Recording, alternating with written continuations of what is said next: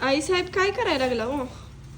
काय नाही तू बाळा आवरायला लागली आणि ह्याच्यातलं पाणी बदलायला लागतंय बघ तिथं बाळा थोडं राहिले माझ्या रूम मध्ये नेऊन ठेवलंय त्याच्या तर मी बदलत असते सारं. मग तिथलं तुझ्या रूम मधलं बदललंय मग तिथलं किचन मधलं नाही का बदलायचं ते तुमचं काम आहे.